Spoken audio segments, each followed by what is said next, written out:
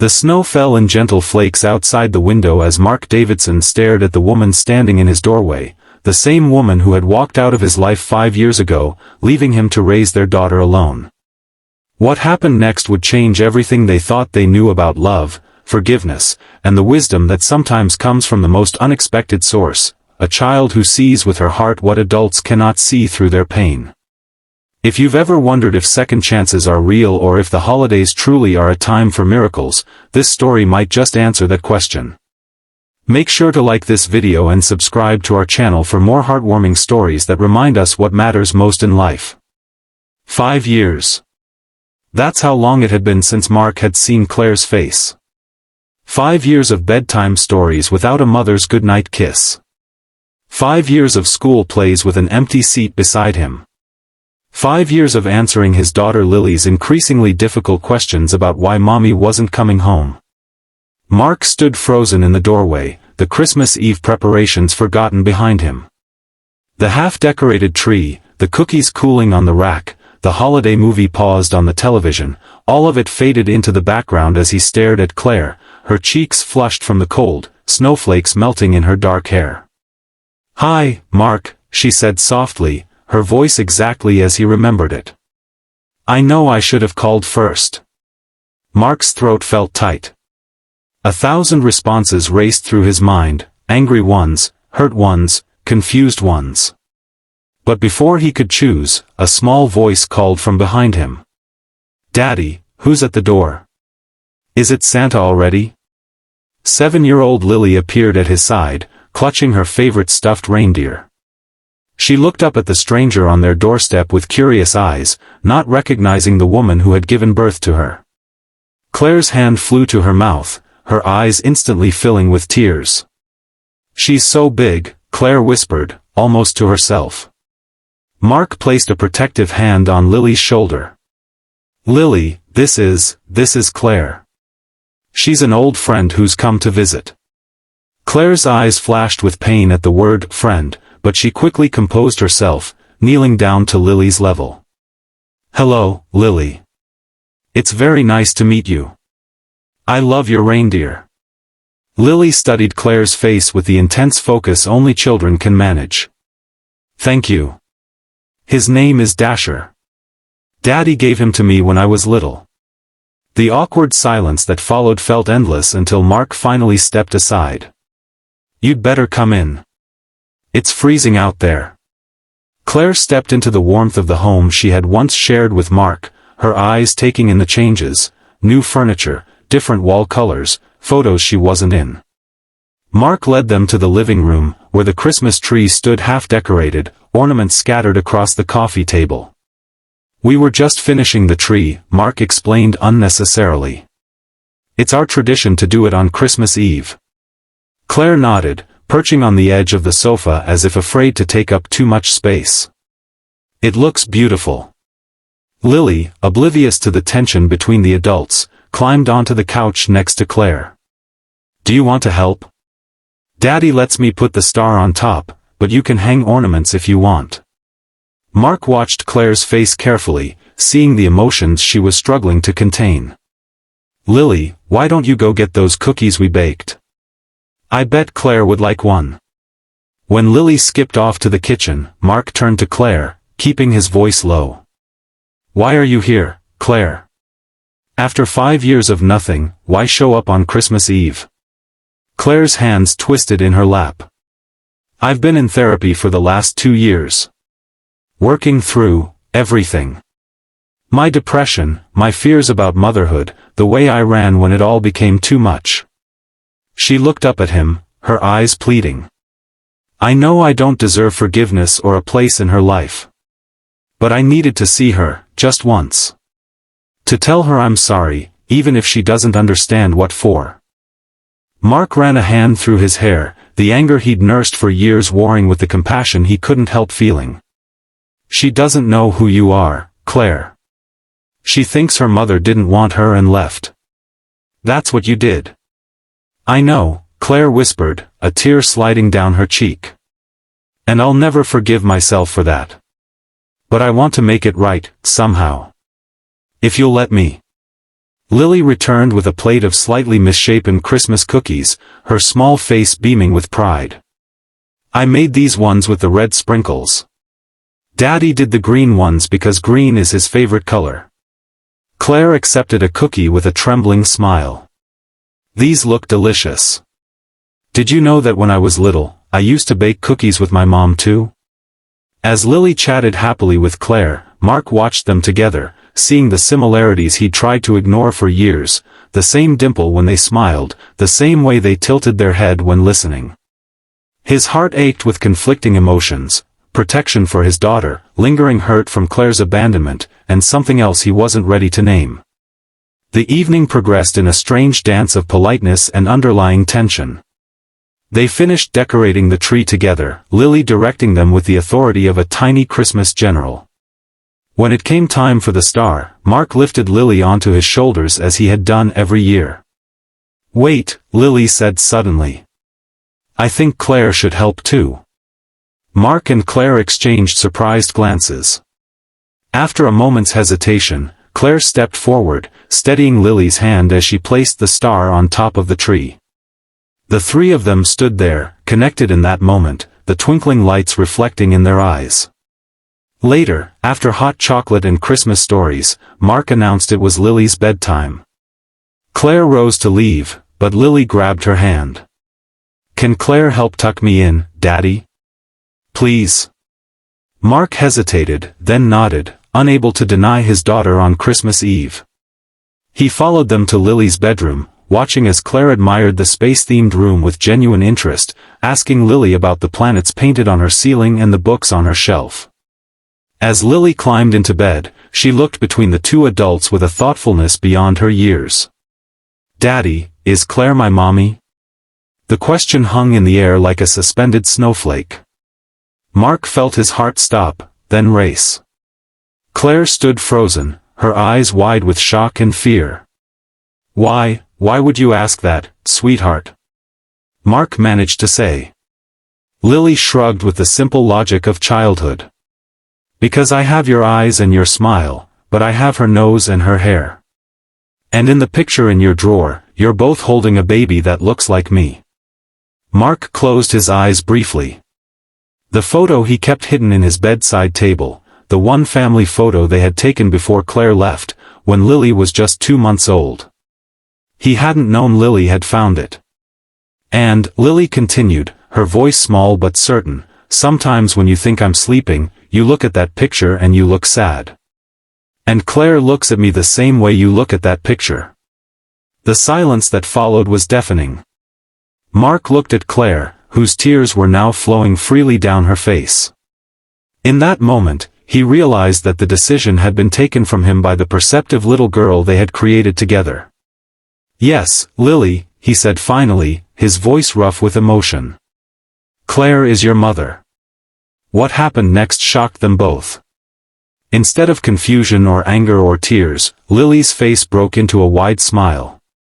She sat up in bed and looked directly at Claire. I knew it. I've been wishing for you to come back for 3 Christmas Eves in a row, and now you're here. See, Daddy?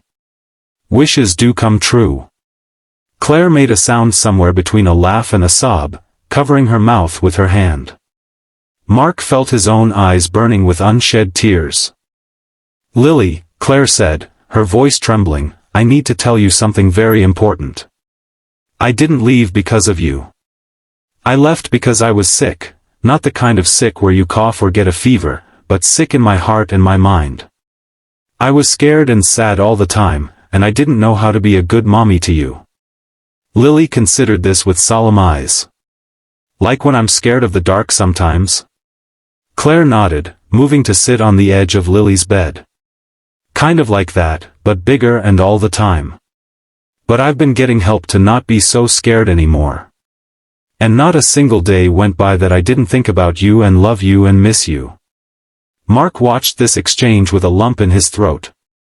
He had spent years being angry at Claire, protecting Lily from the truth of her mother's abandonment.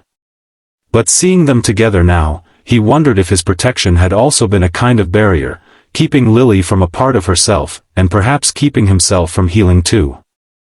Then Lily said something that changed everything. Daddy always says that when you make a mistake, you say sorry and try to fix it. Did you come to fix your mistake? Claire looked up at Mark, their eyes meeting over their daughter's head. In that look was 5 years of pain, regret, and unspoken words. Yes, Claire whispered. If I can. If you both will let me. Lily nodded decisively. Good. Because I think Daddy's been lonely. He needs someone to watch movies with after I go to bed. Mark couldn't help the startled laugh that escaped him, even as he blushed. Leave it to a 7-year-old to cut straight to the heart of things. Lily, it's not that simple, he began, but Lily interrupted him. Why not? You tell me all the time that families come in all different shapes. Some kids have 2 daddies or 2 mommies or just one parent. Why can't I have both of you, even if it's different than before? Out of the mouths of babes, Mark thought. He looked at Claire, really looked at her for the first time that night. She wasn't the same woman who had left them. There was a steadiness in her eyes that hadn't been there before, a quiet strength beneath her vulnerability. We have a lot to talk about, he said finally. A lot of grown-up things to figure out. But maybe we can start by having Claire join us for Christmas tomorrow? Claire's face lit up with cautious hope. I'd like that very much. Lily beamed, snuggling down into her covers. This is the best Christmas Eve ever.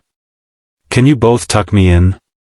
As they each kissed Lily goodnight and turned out the light, leaving only her star-shaped night light glowing, Mark felt something shift inside him, like ice breaking up on a river after a long winter. In the hallway outside Lily's room, Claire whispered, I don't expect anything, Mark. I just want a chance to know her, to be in her life somehow. Whatever that looks like. Mark nodded slowly. I'm still angry sometimes. And hurt. That won't go away overnight. I know, Claire said. I wouldn't expect it to. But, Mark continued, surprising himself with the words, Lily was right about one thing. I have been lonely. And she deserves to know her mother. Claire's eyes filled with fresh tears. Thank you, she whispered. As they walked back to the living room, the Christmas tree lights casting a warm glow over everything, Mark thought about the strange turns life could take. 5 years ago, he had thought his heart was permanently broken. Now, watching Claire gently touch one of Lily's handmade ornaments, he wondered if perhaps hearts were more like those ornaments, fragile, yes, but also able to be mended, sometimes even stronger at the broken places. Would you like some coffee? He asked. We could talk for a while. There's a lot to catch up on. Claire smiled, a real smile that reached her eyes. I'd like that very much. Outside, the snow continued to fall, covering the world in a clean, white blanket, nature's way of saying that sometimes, we all deserve a fresh start. The next morning, Christmas Day dawned bright and clear, the sun glinting off the fresh snow. Mark woke early, his mind replaying the events of the previous night. After Claire had left, with plans to return for Christmas dinner, he had lain awake for hours, thinking about second chances and forgiveness. He made coffee and sat by the window, watching the neighborhood come to life on Christmas morning. Across the street, the Thompson family was already loading their car for their annual trip to the grandparents. Next door, he could see the Rodriguez children peering excitedly through their front window, probably waiting for their parents to wake up so they could open presents. His phone buzzed with a text message. Claire, asterisk, is it too early to come over? I couldn't sleep, asterisk. Mark smiled despite himself. Asterisk, Lily will be up any minute. Come now if you want to see the Christmas morning tornado in action, asterisk. 20 minutes later, Claire arrived carrying several beautifully wrapped packages. She looked nervous but determined, her hair pulled back in a simple ponytail, wearing a festive red sweater. I hope it's okay that I brought these, she said, gesturing to the gifts. I've bought her a present every year, even though I couldn't give them to her. These are just from this year, though. I didn't want to overwhelm her. Mark was touched by this revelation, the image of Claire carefully selecting gifts for the daughter she didn't see, marking birthdays and Christmases from afar. It spoke of a connection that had never truly been broken, despite the physical distance. It's fine, he assured her. She'll be thrilled. As if on cue, they heard the patter of small feet racing down the hallway. Lily appeared in her candy cane pajamas, her hair a wild tangle, her eyes wide with excitement. "It's Christmas," she shouted, then stopped short when she saw Claire. For a heart-stopping moment, Mark feared she might have forgotten the revelations of the night before, or worse, regretted them in the light of day. But then Lily's face broke into a radiant smile. "You came back. I told Dasher you would." She ran forward and, to everyone's surprise, threw her arms around Claire's waist in a fierce hug. Claire looked at Mark over Lily's head, her expression a mixture of joy and disbelief. Carefully, she returned the hug, closing her eyes as if to memorize the feeling. "Merry Christmas, Lily," she whispered. The morning unfolded in a blur of torn wrapping paper, exclamations of delight, and the kind of chaos that only Christmas with a child can bring. Mark watched as Claire seamlessly joined in, helping Lily assemble a complicated science kit, admiring the new books and clothes, laughing at the right moments. When Lily opened Claire's gifts, a telescope for stargazing, a set of books about famous women scientists, and a handmade quilt with constellations embroidered on it, her eyes grew round with wonder.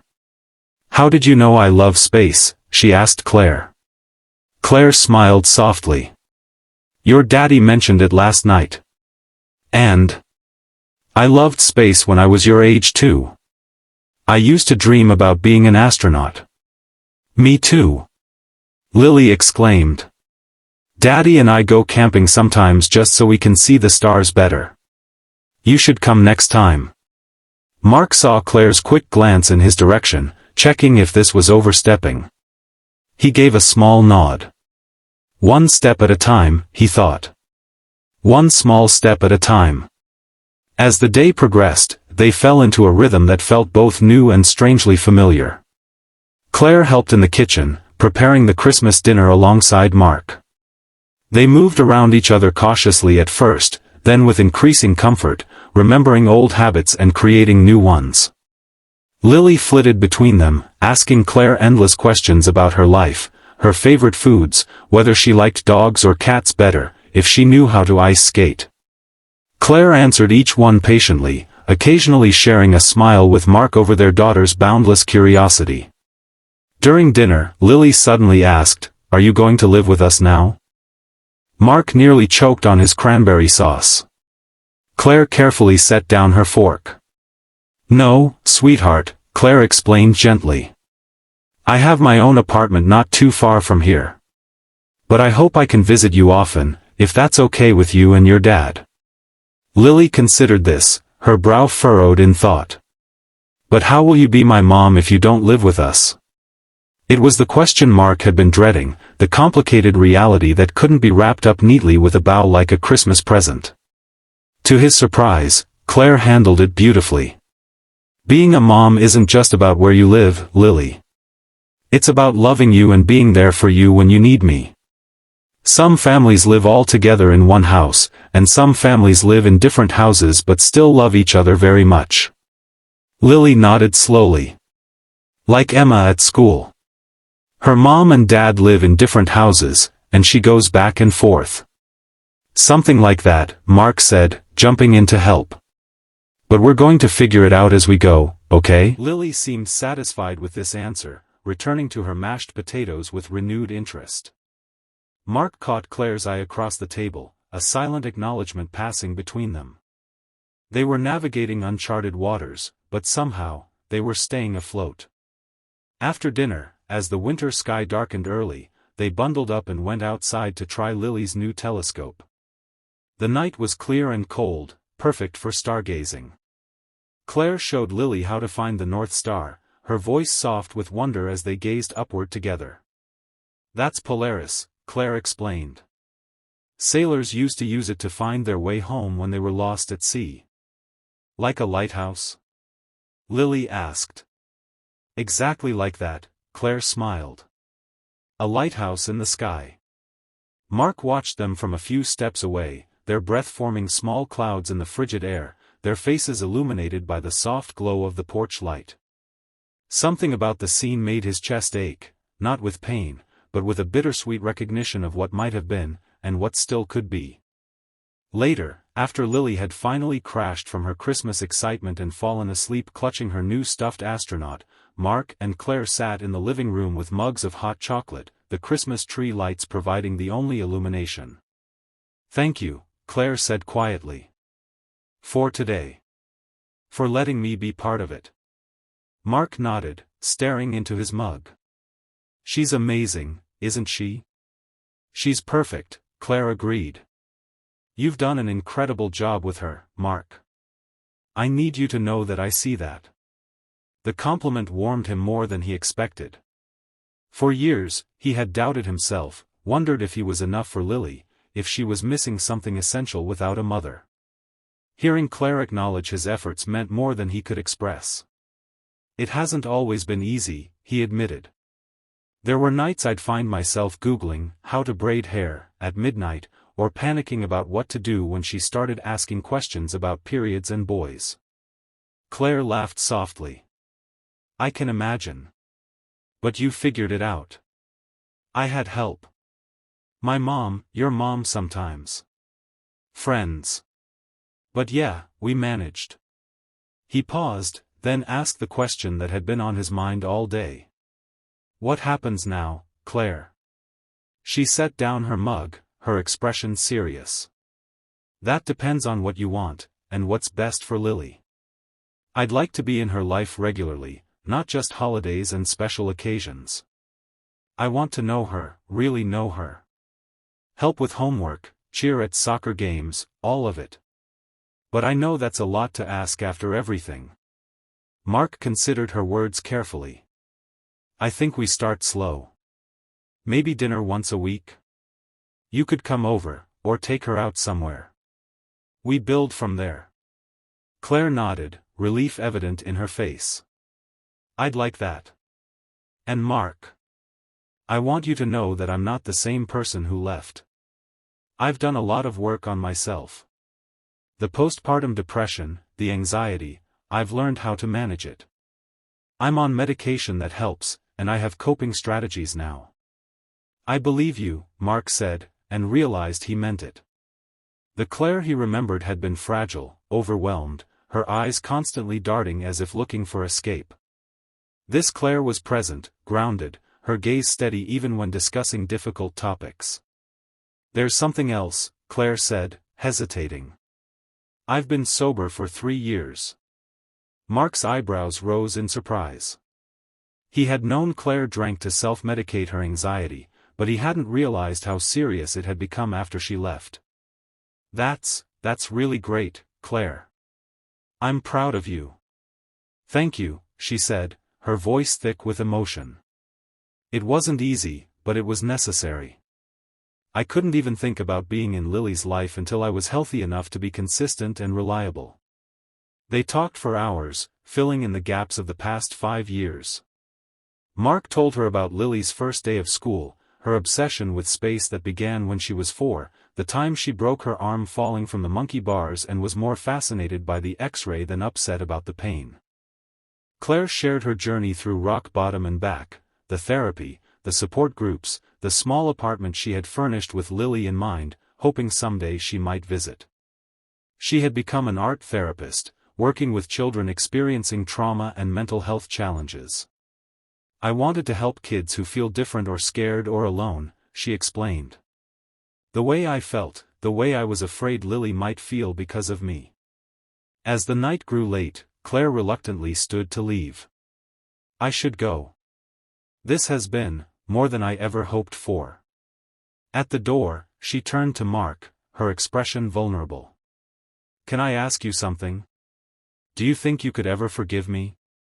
Not now, maybe not soon, but someday?" Mark looked at her for a long moment. "I think," he said slowly, "that I started forgiving you tonight, when I saw you with Lily. Seeing how much you love her, how naturally you connect with her. It helps me understand that you didn't leave because you didn't love us enough. You left because you were ill."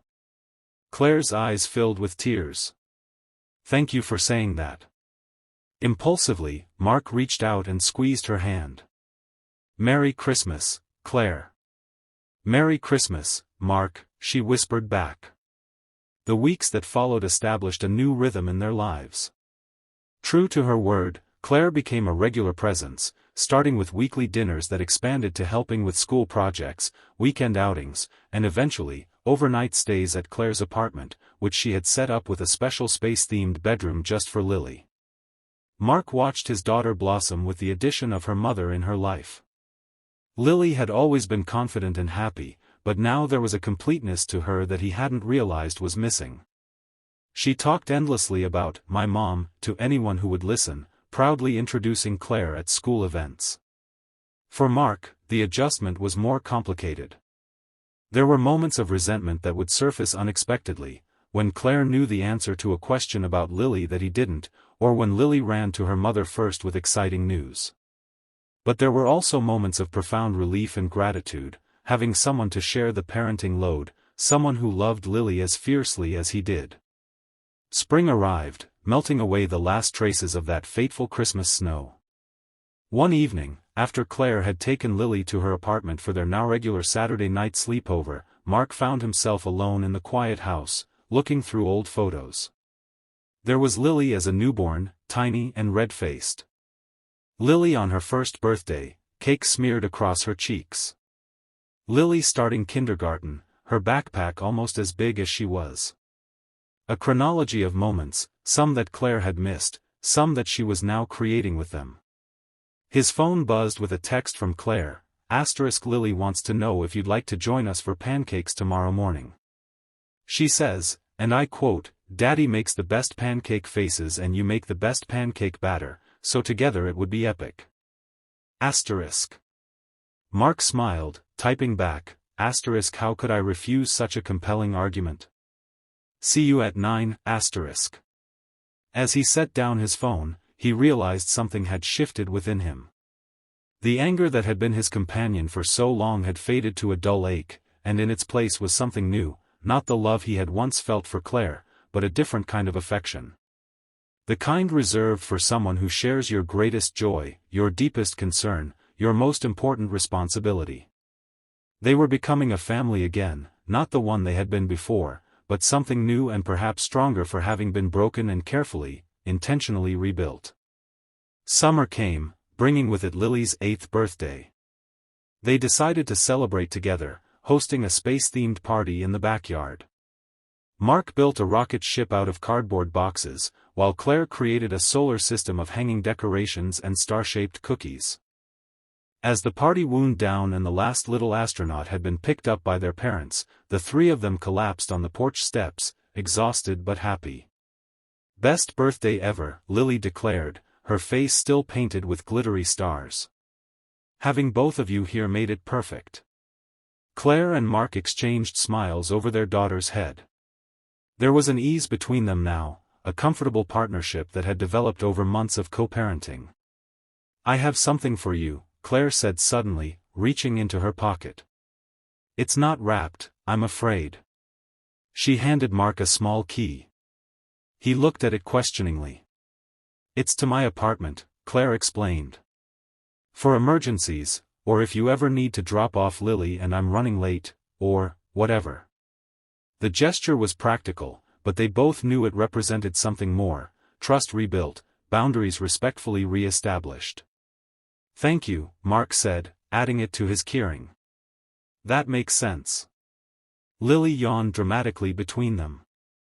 "I'm going to go change into my pajamas. Don't talk about anything interesting without me." As she skipped inside, Claire turned to Mark, her expression thoughtful.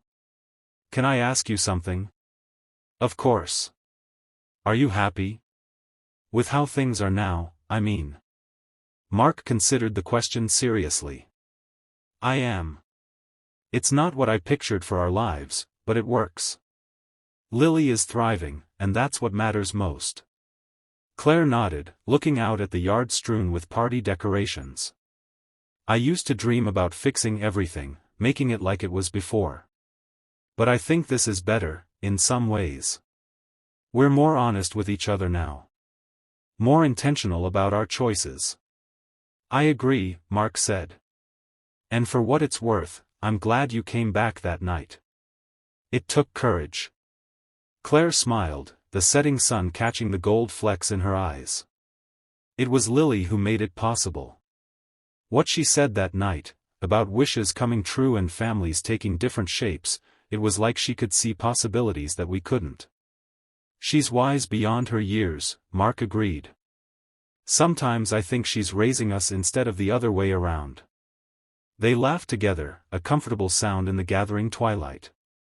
From inside, they could hear Lily singing to herself, some made-up song about planets and stars. Mark, Claire said softly, I know we can never go back to what we were before. Too much has happened, and we're different people now. But I want you to know that Dad. Mom. Lily called from inside. Come quick. There's a shooting star. They hurried inside to find Lily pointing excitedly out the window. Sure enough, a bright streak flashed across the darkening sky. Make a wish. Lily instructed, closing her eyes tightly. Mark and Claire obediently closed their eyes too, standing on either side of their daughter, their hands accidentally brushing as they each rested them on Lily's shoulders. What did you wish for? Lily asked when the moment had passed. Can't tell or it won't come true, Mark reminded her with a wink. Fine, Lily sighed dramatically. But I can tell you mine because it already came true last Christmas. I wished for us to be a family. Claire's eyes met Mark's over their daughter's head, a world of unspoken feelings passing between them. We are a family, sweetheart, Claire assured her, her voice steady despite the emotion behind it.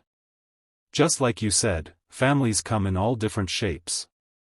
Later that night, after Lily had fallen asleep and Claire was preparing to leave, Mark walked her to her car. What were you going to say earlier? He asked. Before Lily called us inside. Claire hesitated, then smiled softly. Just that I'm grateful. For your forgiveness, for the chance to know our amazing daughter, for the way you've welcomed me back into your lives. I don't take any of it for granted. Mark nodded, understanding there was more beneath her words, just as there was more beneath his own feelings, complicated emotions neither of them was quite ready to name. Good night, Claire, he said, impulsively leaning forward to kiss her cheek. Drive safely. She looked surprised but pleased by the gesture. Good night, Mark. See you Tuesday for dinner? We'll be there, he promised. As he watched her drive away, Mark thought about the strange journey that had brought them to this point. From young love to heartbreak, from single parenthood to this new, undefined territory they now navigated together. He thought about Lily's Christmas Eve wish and the shooting star tonight. He thought about second chances and the wisdom of children who see with their hearts what adults sometimes miss through their pain. Mark didn't know what the future held for them, whether they would remain co-parents and friends, or whether the spark he occasionally felt might someday reignite into something more. But he did know that whatever shape their family took, it would be built on stronger foundations than before, honesty, forgiveness, and the love they both had for the remarkable little girl who had brought them back together. As he turned to go back inside, he glanced up at the night sky, at the countless stars shining down on them all.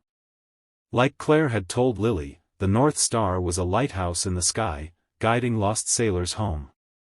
Perhaps, Mark thought, love worked the same way, a constant light that, even when we lose sight of it, continues to shine, waiting to guide us back to where we belong. 1 year later, on another Christmas Eve, the three of them stood together in front of a newly decorated tree. Lily, now 9 and even more articulate about her feelings, had insisted they recreate the moment from the previous year, the placing of the star on top of the tree, all three of them together. Remember last year? She asked as Mark lifted her onto his shoulders. When I figured out Mom was my mom? How could we forget? Mark laughed. You shocked us both with your detective skills. Claire stood beside them, steadying Lily as she reached for the top of the tree. That was the best Christmas gift I've ever received, she said softly. As Lily placed the star perfectly atop the tree, the three of them stood back to admire their work. The lights twinkled, reflecting in their eyes and illuminating their faces with a warm glow. Perfect, Lily declared. Just like our family. Mark and Claire exchanged a look over their daughter's head, a look full of shared history, hard-won understanding, and quiet hope for the future. Their hands found each other's in the soft light, fingers intertwining as naturally as breathing. Outside, snow began to fall once again, covering the world in possibilities as endless and bright as the stars above. If you found this story touching, please like this video and subscribe to our channel for more heartwarming tales that remind us of what truly matters in life. Sometimes the greatest wisdom comes from the youngest hearts, and sometimes the most beautiful beginnings start with the words we least expect to hear.